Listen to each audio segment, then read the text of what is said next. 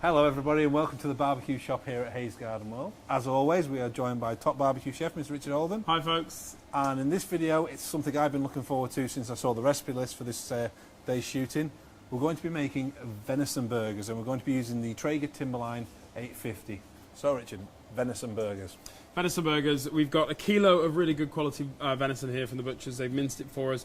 We're not going to do too much to this. We're just going to add some salt and pepper just to season it very, very simply.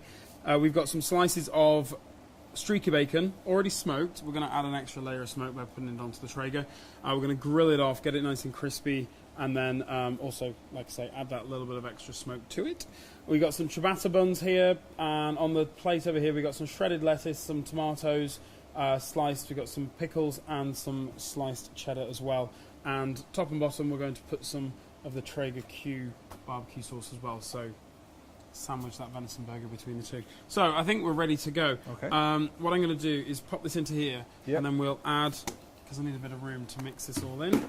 So if you pop the pepper, and what I'd normally do with the pepper is, we're going to make 4 burgers from this, so they're going to be big burgers, substantial burgers. We're talking half pounders here. What I try to do is, I think about how many twists I would use per. Did you count the twists? Nope. No. Okay. So what I would tend to do is, if I'm doing 4 burgers, I might do say 8 or 16 twists, because I'm thinking maybe 1 twist per side. I don't know. Maybe that's just me being a bit picky, but that's how I try to figure out how much to put into something like this. Just as you might like to think about that one. So I'm going to put 4 pinches of salt into here, and then we're going to just work this around, get this nice and evenly seasoned. It's not the best bowl for doing this in, so I apologise. But just mix this around, get it nice and get that salt and pepper nice and even through there.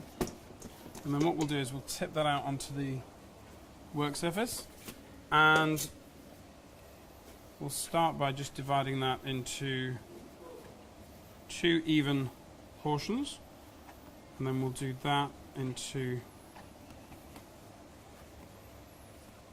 2 even portions as well. Yeah, they look about right, don't they?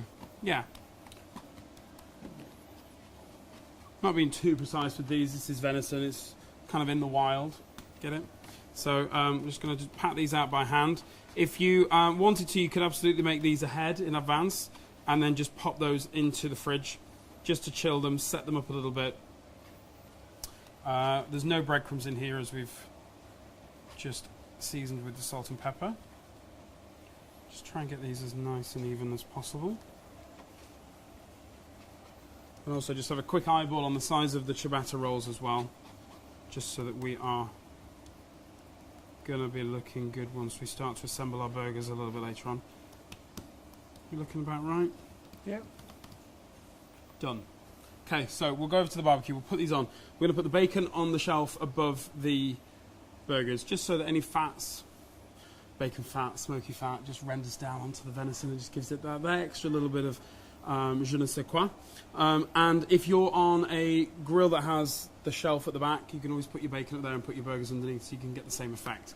So I've got meaty hands. If you want to do the honours with the lid, what we'll do is we'll just pop those onto, thank you sir, front of our little rail there.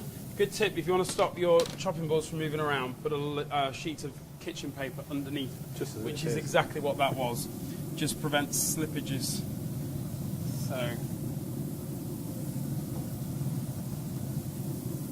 bacon going on.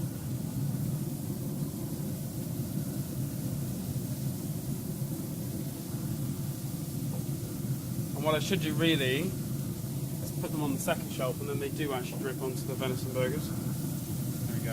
What we'll do is, once we turn that over, we'll move that onto the lower shelf. But lid down. We've got this set up for 2:30, so we've got a little bit of time to get the bacon nice and crispy, so we don't cook it too fast. And also because those venison burgers are quite sturdy, they're quite thick, we just want a little bit of time to get the heat into there as well. So 2:30, we'll give those a good 5-6 minutes on the first side, then we'll flip them over, have a look at them, give them a check with the temperature probe, see whereabouts we are, and then do any extra cooking from there. But we'll just leave those to do their thing. Right, so we've had about 5 minutes. Wow, look at that. Look at these little guys. We're just going to use the probe just to see whereabouts we are. That one's 48. And we're going for a cooked core temperature of 72 with venison. So what we're going to do, looking at the bacon, quite happy with how that is at the moment. So we're not going to turn that over onto the and move it around. I'm just going to get you to take that off and pop it onto the chopping board for me, if you would be so kind, Ian. But while you're doing that, I'm just going to turn these burgers over just to get. You can see we can see a difference in the appearance of the underside of the burger compared to the top. So what we'll do is we'll just turn these over.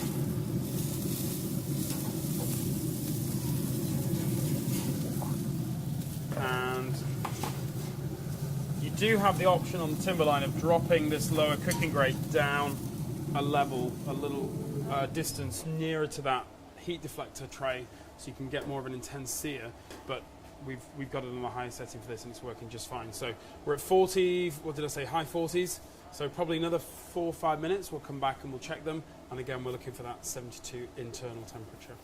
So we're back with our venison burgers. We are. Let's have a look at the colour on those. Now I'm hoping that these will be a little bit less than done, in that kind of mid to high 60s, and they are at the moment. So what we're going to do is we're just going to grab. Can you grab those 4 cheese slices for me? Okay. What we're going to do is we're just going to pop these on for the last few moments of cooking. There you go. Thank you very much. Now we're using a mild cheddar here, but you can use your favourite cheese. I'm actually thinking venison blue cheese could go quite nicely. It would be nice, yeah. But whatever floats your boat. So we're going to give those, they're like I say, high 60s, 68, 69, looking for 72. So we're going to leave those on for maybe another 45 seconds to a minute, just to get the last little bit of temperature into them, at the same time as melting those cheese slices, and then we'll come back and we'll assemble our burgers. Right, let's have a look. Oh, look at that cheese. Right, so I just did a little shoulder happy dance there. Right, so we are 73 and 71, so we're good to go. So let's bring these off. These are quite sizable.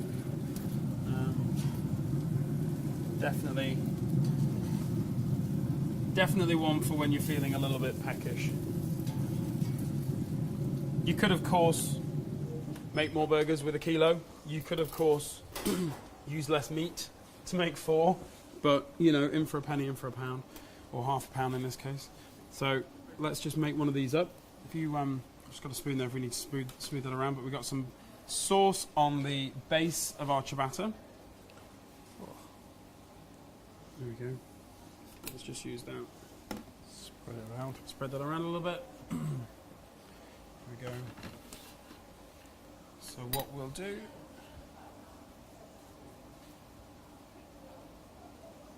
some shredded lettuce.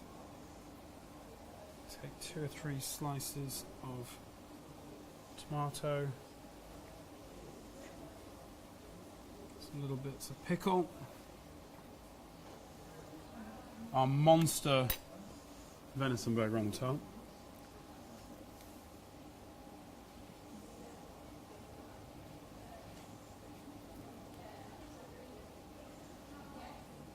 There we go.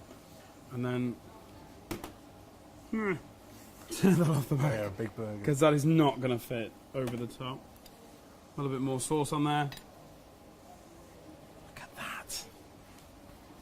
That is literally a beast of a burger. So that's our venison burger with smoky bacon and the Traeger barbecue sauce in there with cheese. And That's dinner sorted. I'm not quite sure how I'm going to tackle that while on camera. So Well, whilst you try and figure that out. I don't think I'm just going to try a little bit of one of these, because that's just going to end up in the beard. So if you want to find out about the recipe for this dish, visit the website haysgardenworld.co.uk. It's in the blog section of the website. I think you should go for that. No, we've done it before. You can find the other video where it just goes horribly wrong. I think it's one of the breakfast burgers. It's the breakfast burger. If you want to find out about any of the equipment we've used today, visit the team here in the barbecue shop.